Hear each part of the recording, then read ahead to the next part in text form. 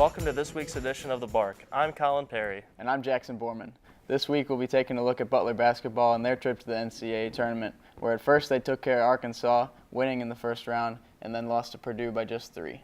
Yeah, it was a tough loss for the Bulldogs. Kamar Baldwin coming up short on that three-point attempt at the horn, almost reminiscent of the 2010 National Championship game with Gordon Hayward, and also brought the end of 2 great careers with Keelan Martin and Tyler Weidman. Let's take a look at those highlights. First round game, Butler and Arkansas. Here's Kamar Baldwin.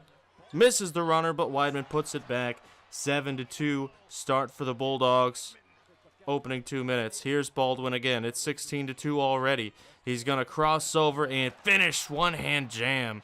What a nice look for Baldwin. We're going to take another look at that one, the crossover and the finish.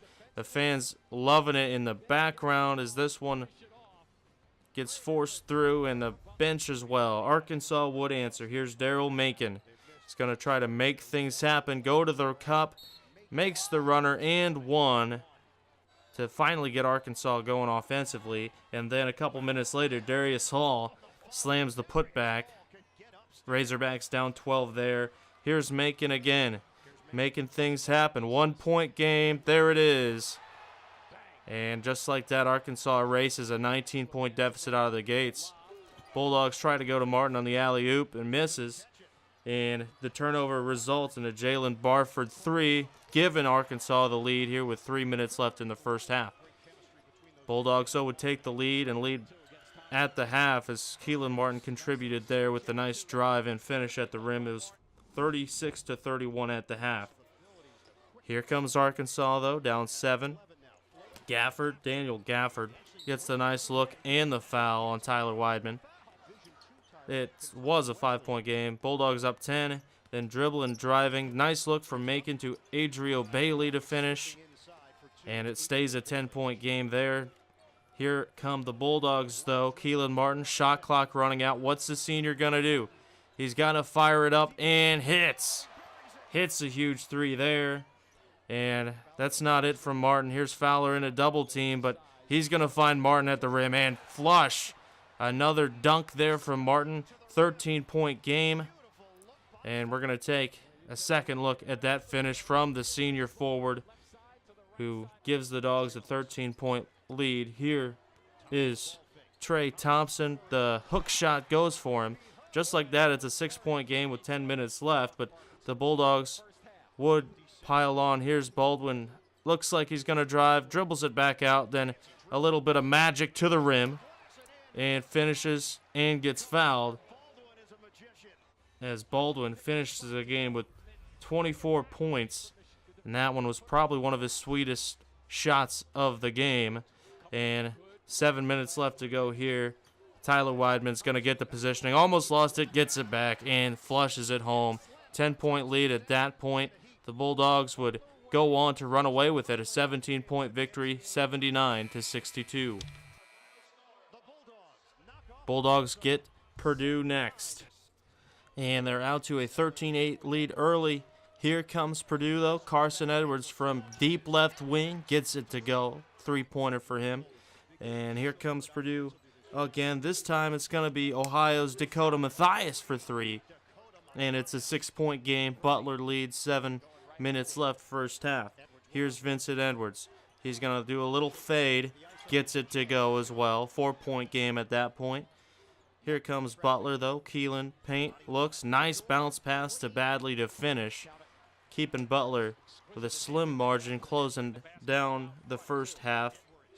But here's a wild possession here. Number of offensive boards for Purdue. Couple misses from Carson Edwards. But here's Grady Eifert to finish and one. And to pull that Purdue lead out. And here again is Carson Edwards doing it from behind the arc. Another 3 goes. Gives Purdue a 6-point lead at that point. Butler would make it a 40-36 game at the half in favor of Purdue. Second half underway. Here is a steal. Who says big men don't have handles? There's Tyler Weidman with the flush.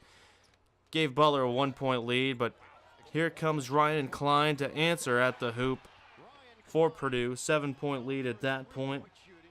Paul Jorgensen, he would have 8 points off of the bench, and here he goes. Dribbles right hand, gets a nice runner through the defense to go 5-point game. And then here is Jaquil Taylor for Purdue, getting a lot more minutes now that Isaac Haas was out. He hits a little floater. There is the Bulldogs other way. Martin double teamed, fades away, gets it to go. Tough shot, but a nice finish for Martin. That's not all we've got. Here is Baldwin driving, stop to Weidman, finish and one. And just like that, Butler hanging in. Martin, again, he'll go to the paint, through a double team and finish. Keelan Martin with another great drive there. Bulldogs down 10 though, 6 minutes left. Another floater from Martin. He's got the bank to go, and it's an 8-point game at that point. Big play here though. Bulldogs down 2. Baldwin goes to the layup, but it's blocked by Vincent Edwards.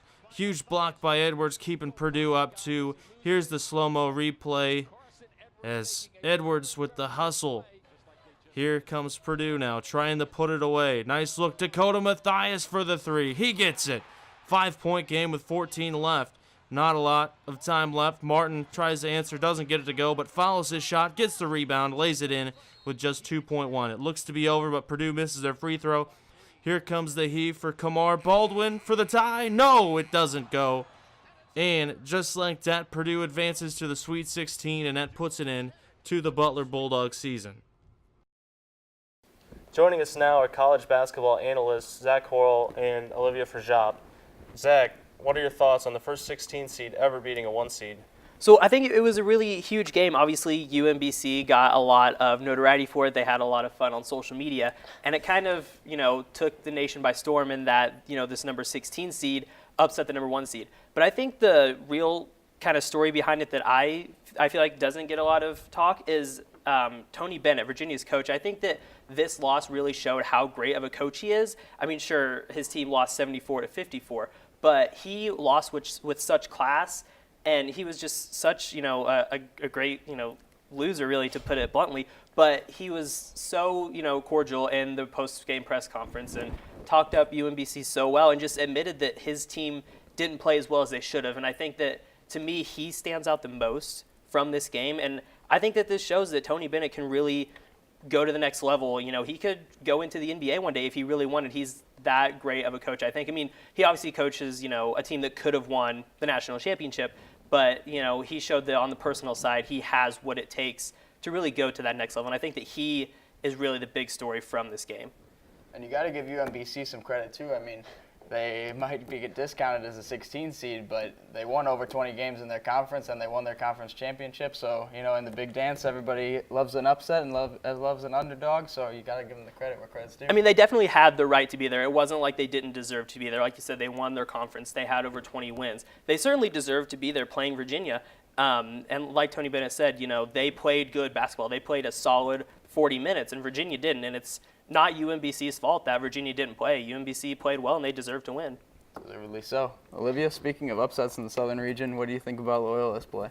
I mean, just 2 words, Sister Jean. She's that good luck charm. In the first round, they beat number 6 seed Miami by 2, and then they beat number 3 Tennessee by 1, and she's just been there. And I think my favorite part is that she does the scout. Like, this 98-year-old nun is doing the scout and living life, loving basketball, and she's that good luck charm. So I think it's pretty cool that they're upsetting teams and they have a chance to go even deeper now. Oh, for sure. She's definitely an international superstar now. She corrected some reporters calling her a national superstar. Also, you talk about the curse of the city of Cincinnati. You had Xavier go down late last night to Florida State, and Cincinnati blew a 22-point lead to Nevada. Zach, I guess, what are your thoughts on, 2 really big teams right there going down so early? I mean, I think that that's just the nature of this tournament, really. I mean, we always talk about it, that anything can happen when March comes, and that's true. But I think that this just showed that, you could be good all season, but it really comes down to this one game and this one night. And if you don't perform, then you're out. And I think that that's the case with both Xavier and Cincinnati. They didn't perform, and they don't move on. I'd say that's the case with Syracuse, too, in their bracket. They were one of the last teams in the tournament, had to play the buy-in game against ASU. Took care of business there, only allowing 56 points, and since then they've allowed 52 in their win against TCU and 53 in their game against Michigan State. They're showing up to play. They came and play. Definitely a lot of upsets from the first 2 rounds. We're going to send it over now to Bark reporters Savannah Betcher and Jacob Mummert for the rest of the bracket. All right, thanks guys. Jacob and I are here in front of the whiteboard. We drew out a bracket for you, kind of getting started. Start with Villanova, West Virginia. Clearly not an upset. Villanova's made it all this way. I think they're going to go ahead and take another victory. Jacob? Yeah, that's probably a good choice there. West Virginia was hot against Marshall, but again, Marshall came in underseeded. I think Nova's got the great match on that one. For sure. How about that Kansas State-Kentucky game? You know, I was really impressed with Kansas State. And just their matchup with UMBC, it was an underseeded matchup. So it was kind of hard to see actually how good they are compared against a a higher seeded team. They didn't score a lot of points, so I don't know. I got to go with Kentucky in this one. Okay. Just with their dominance, I think it's going to be hard to beat them. So kind of jumping over back to mine a little bit, Texas Tech, Purdue, of course. Purdue beat the Butler Bulldogs, so I just have to go with them. Of course, Haas out with that elbow injury. Who knows, he might be cleared to play. You never know with that guy, so I'm going to go ahead and pick Purdue for this one. Although Haas was out, Harms stepped in, did a really nice job, played a lot of more minutes than he normally used to, but looked good the whole way through. Yes, I agree. All right, now over here with Loyola and Nevada. Really like these two teams. Again, underseeded teams. This whole side of the bracket, underseed madness over here. Just look at those numbers already. I know, it's insane. No number 1 seed can come out of this, and that's amazing. I really got to go with Loyola. I really like their chances. Ride this hot streak and see how far they can go.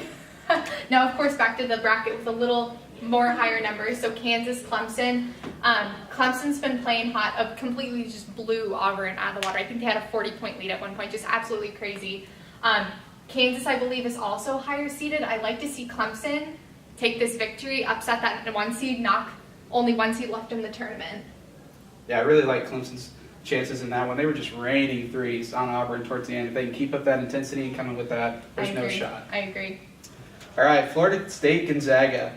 You know, I really like Florida State in this one. If you knock off Xavier, which I was really happy about. Butler fans love that, yeah. Exactly. I am picking you no matter what if you can beat Xavier. So, final game of this side of the bracket, Syracuse, Duke. Syracuse has been hot, of course, going into that first 4, winning 2 more games to get to this point right here. But I just have to pick Duke. You just have to go with the Duke in this matchup. All right, now back on this side, we got Texas A&M and Michigan. Really like Michigan's play, especially that buzzer beater at the end. I think if they can kind of tighten some things up defensively and come back into the Texas A&M game really ready to go and get off shooting, I think they got a good chance. Yeah, so we got a couple SEC teams, got 1 Big East team left, and of course Purdue, Michigan, representing that Big Ten Conference. So kind of stepping forward, moving to the Elite Eight. I have over here Nova, Purdue. I have to go with Villanova. They deserve the number 1 seed.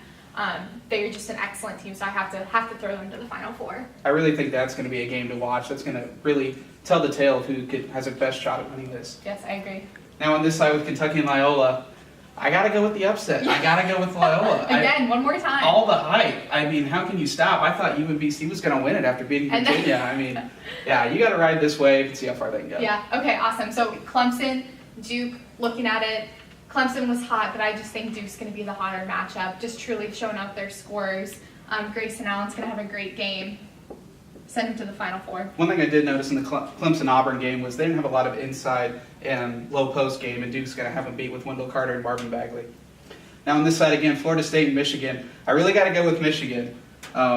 Hate to turn on Florida State after beating Xavier, but I just think Michigan's shooting and just their presence on the court is just going to overmatch Florida State. All right, awesome. So let's go and take a look at the Final Four. We have Loyola Chicago facing Michigan, and then, of course, Villanova facing Duke. What do you think is going to happen?